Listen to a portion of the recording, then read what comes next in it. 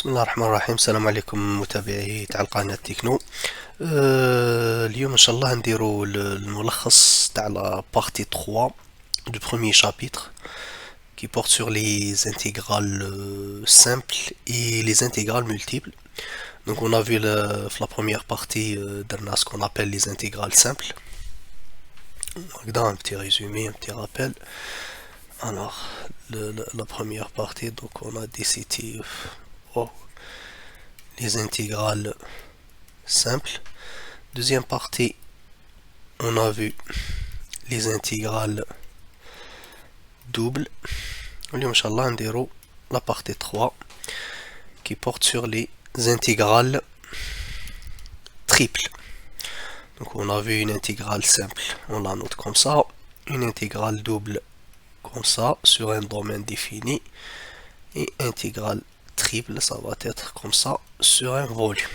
D'accord. Donc comme rappel, donc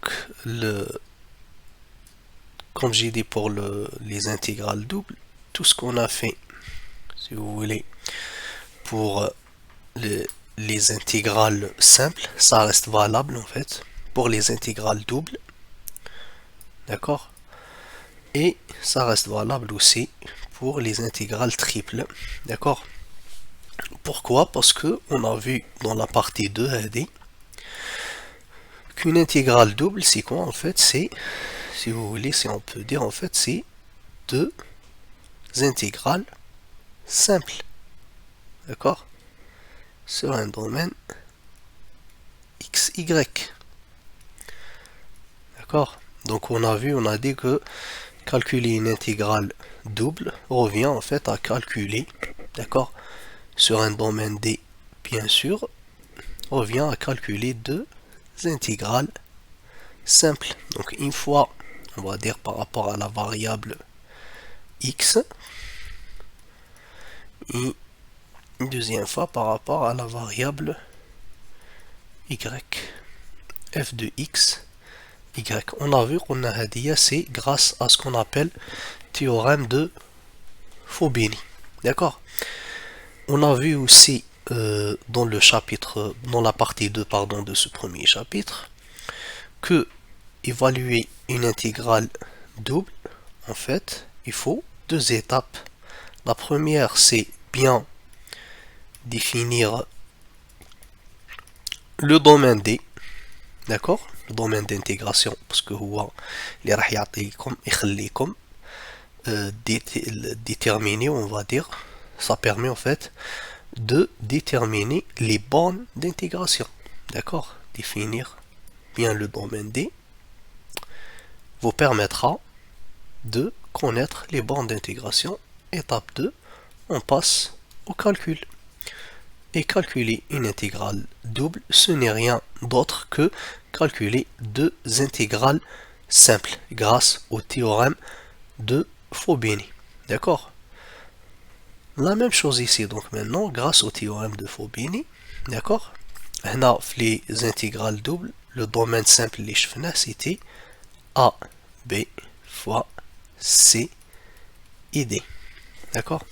Donc la même chose ici pour les intégrales triples, grâce au théorème de Fubini, le volume d'intégration, ça va être A, B fois C, D fois E et F. D'accord. Ça c'est les variations de X, ça c'est les variations de Y, et ça c'est les variations de Z. La fonction راح تكون F de X, Y, Z, dx, dy, dz. Voilà. Donc on rentre pas trop dans les détails. Donc c'est ça, grâce au théorème de Fubini. Donc l'intégrale تاعنا, l'intégrale triple هذه, donc on peut l'évaluer, si je vais l'écrire ici, I est égal à l'intégrale triple de f de x, y, z dx, dy, dz. Donc je peux commencer à évaluer par rapport à z, ce qui fait que les bandes d'intégration par rapport à x, les huma a, puis puis je calcule par rapport à y, donc là je mets les bornes d'intégration ici de y, c, d, puis voilà, donc là je commence à évaluer par rapport à z, là, d'accord, de la fonction f de x, y, z. Donc là je vais mettre dz, puis dy, puis dx, c'est-à-dire là je vais changer de couleur, je vais mettre en rouge, c'est-à-dire là je commence par calculer une intégrale simple par rapport à z, pardon, elle est encadrée en rouge, ça veut dire là les variables x et y lors du calcul de l'intégrale ADS simple vont être considérées comme étant des constantes, c'est-à-dire on fait l'évaluation uniquement par rapport à la variable z. Donc là, le résultat, ça va être bien sûr une fonction de x, y, d'accord, qu'on va évaluer une deuxième fois par rapport à y, d'accord. Je vais changer la couleur. Ici, je vais mettre, je sais pas, cette couleur rouge, le vert. Donc la deuxième fois, ça va être هذا. D'accord. Et hop, donc on calcule par rapport à la variable y. D'accord, de ce résultat qui se trouve dans le carré rouge. Et puis le résultat final qui se trouve dans le résultat qui se trouve dans le carré vert, on va l'évaluer par rapport à x. Donc ça c'est le cas simple, يكون عندك هدايا comme le domaine rectangle qu'on a vu pour les intégrales doubles, يكون عندك هنايا un style un parallélépipède. Voilà, on peut schématiser, on va mettre ça de côté. Voilà le domaine comme d'intégration dans les, si vous voulez, le cas simple dans le repère x, y, x, y, z. Donc le cas simple comme on a vu pour les intégrales doubles, c'était le cas simple, c'était quoi, c'était quoi d'ailleurs, c'était un rectangle, d'accord.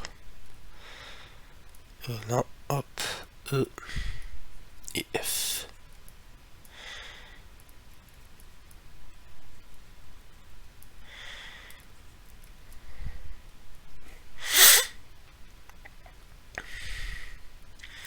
Je dessine mal, donc là, on intègre par rapport à un volume. Un exemple de calcul, calculer par exemple cette intégrale, je vais la noter ici.